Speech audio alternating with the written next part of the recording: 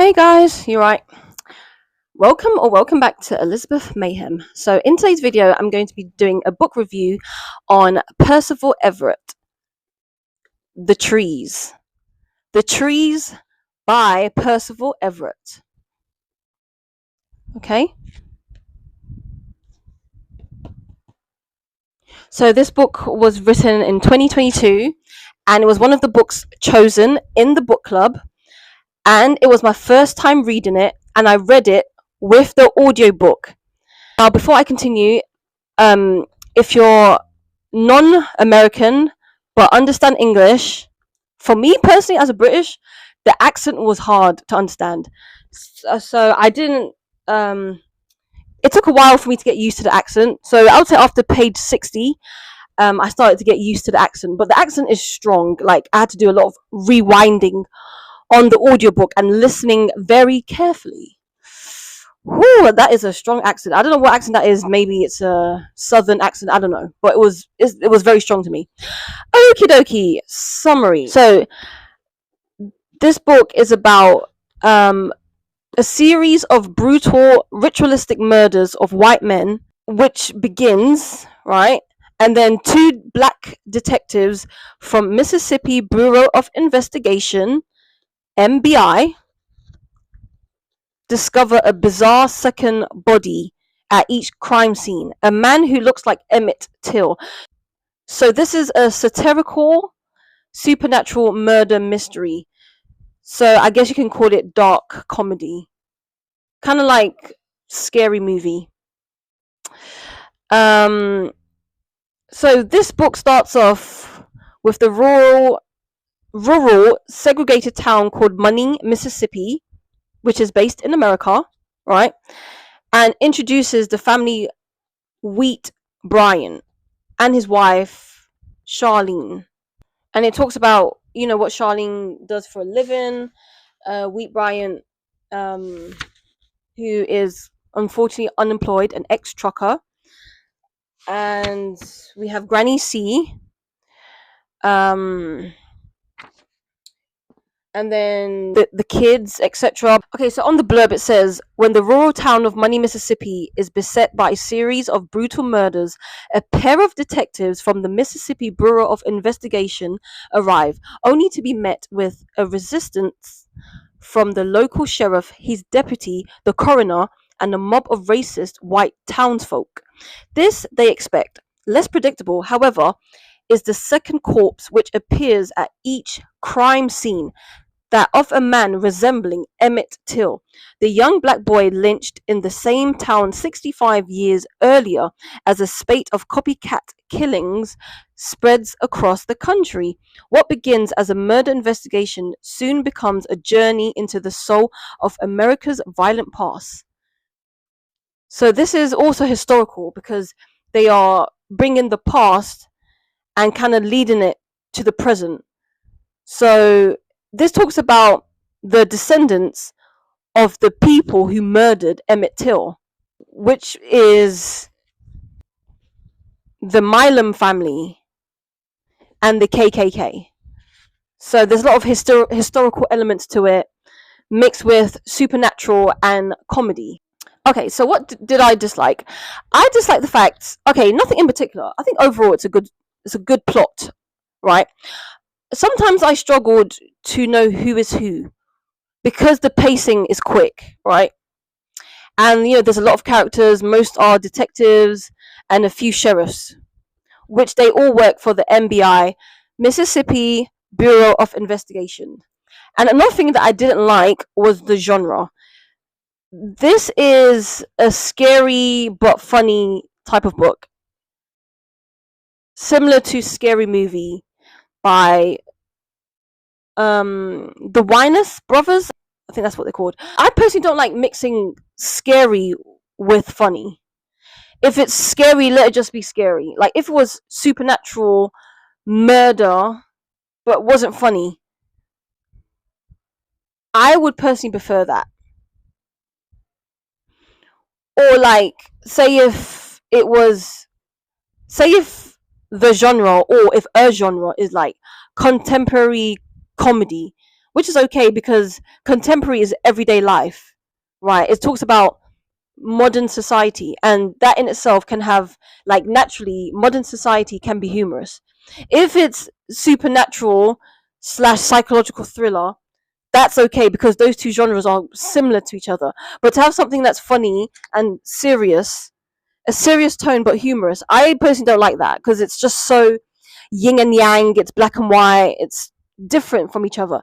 I personally don't like that genre, but this was still a good book. Personally, if I was to write a book, I would not mix humor.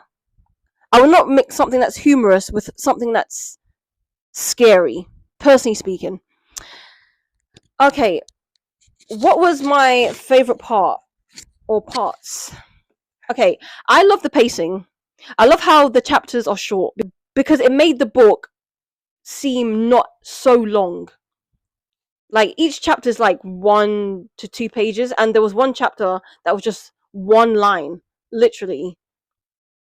So yeah, because of that, it didn't feel long. Like this is over 300 pages. So yeah, I like that about it. So what were my favorite parts? Okay, this part was hilarious. Was when Rupter was talking to Morris. Okay, so it says here, "What you laughing at, Rupter?" Morris barked. "And why you cover your mouth with your hand like some kind of Korean girl?" Rupter took offense.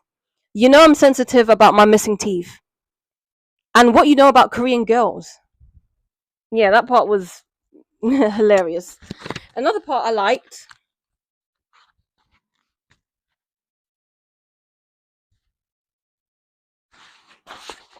Yeah, so this is the part where the ghosts come to life. And it says, "The mob was perhaps 30 or 40 strong, old and young. Some walked spryly, some nearly dragged themselves along, moving like they resembled an ungainly tangle of octopi. A light rain began to fall. The mob made a collective noise, chanted a syllable. What they saying, Brady? Lord if I know. Brady lifted his pistol and shouted, Y'all boys just stay right there now. Y'all hear me? Rise! The mob barked, breathy and raspy, and not all together. It was like tavern throats singing. What you boys want? Digby yelled. Brady reached into the patrol car and grabbed the radio. Hey, this here is Brady. I'm thinking we need some backup out here. Hattie's staticky voice said, Hold on, Sheriff's right here. And the reason why I said it like that is that's how it sounded like in the audio book. So yeah, that part was so like spooky and weird, and I love the tone of this part because basically they are investigating murders, and then all of a sudden they see like 30 or 40 people just walking like tangled octopuses, like tangled octopus,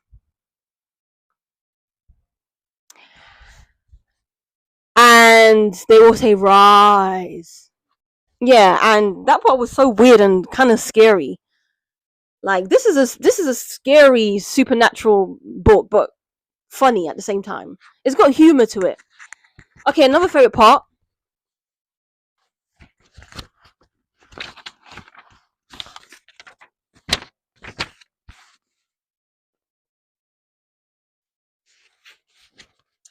was when one of the was in like in a certain position.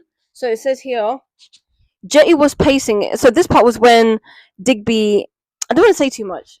I don't want to spoil it, but it says Jetty was pacing wildly, shaking his head. He had his pistol drawn for no reason.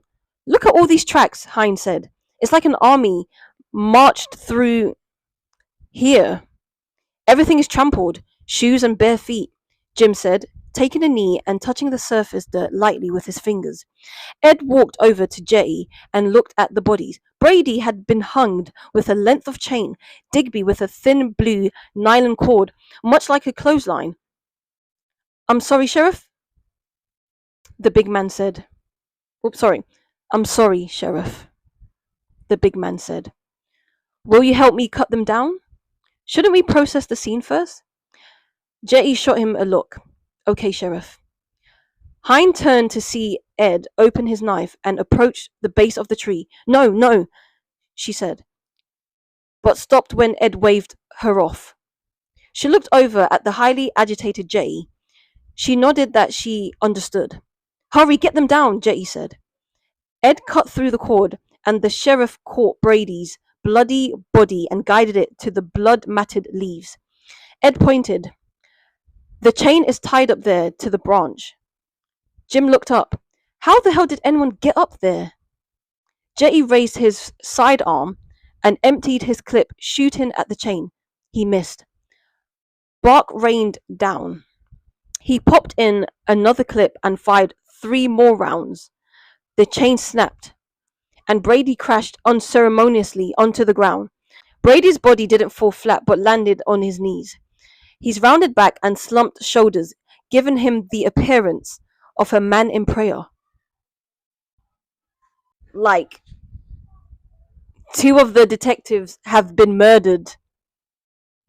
And like when I read it, like just picturing it, like they were hung and then the other detective shot them and he fell on his knees, resembling a man in prayer. Like, oh, I know it doesn't sound scary, but when you read it and get to that point, to that page, like, it kind of gave me goosebumps. It was kind of spooky. Okay, another part, yeah, was when the news reporters from CNN and Fox News were going back and forth, which went, Rupert O'Brien, CNN. Governor, was the attack orchestrated, and if so, were there 1 or more individuals leading the group? Governor, I'll hand this over to Sheriff Pellicid. Sheriff Chalk Pellicid. We has interviewed the numerous eyewitnesses to this morning's attack, and we are still in the process of processing that information. All I can tell you for certain is that the gang that done this was about 30 Negro men, and that 6 good white residents of Conway is dead. Buck Rogers, Fox News.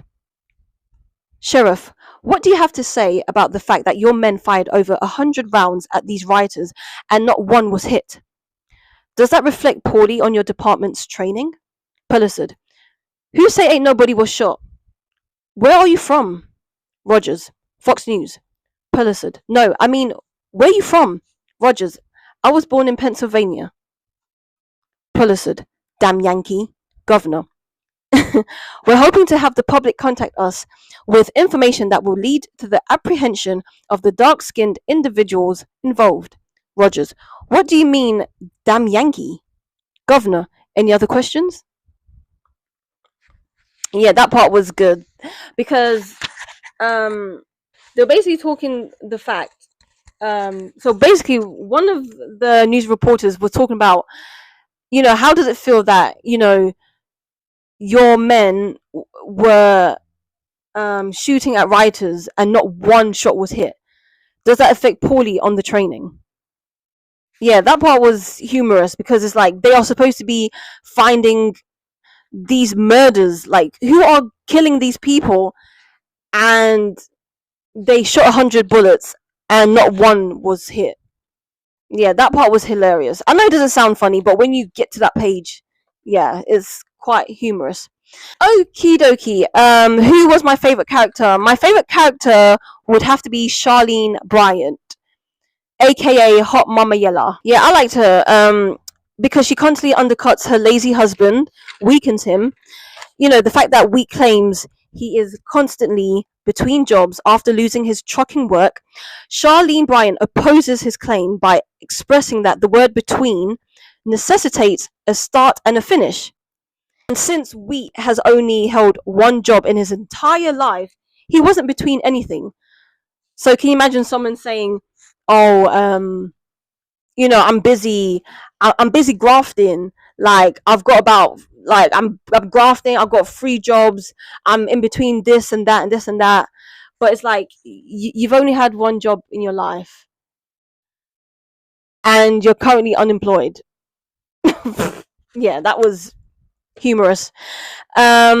And the fact that she's rebellious, she deliberately wears a yellow halter top, matching her poofed up dyed hair, simply because it infuriates Wheat, her husband.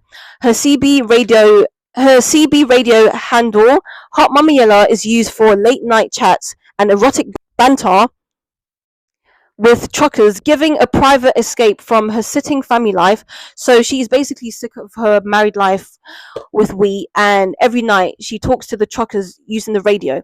So basically, the reason why and how she manages is because, you know, the radio is at home. So because the radio is at home, when her husband is sleeping, she basically talks to the other truckers and flirts with them. So she's kind of like having an affair on her husband, and she just has this type of conversation with, and also her pragmatic reaction to horror. Yeah, that's all the reason why she's my favorite character. I just love her attitude, the fact that she deliberately annoys her husband. She flirts with the other truckers behind her husband's back. She's such a cheeky devil, in it. So what would I rate this? I would give this a solid 4 out of 5 stars. Would I recommend this? Yes, I would. Overall, it was a good read. Elizabeth Mayhem. Stay tuned for more.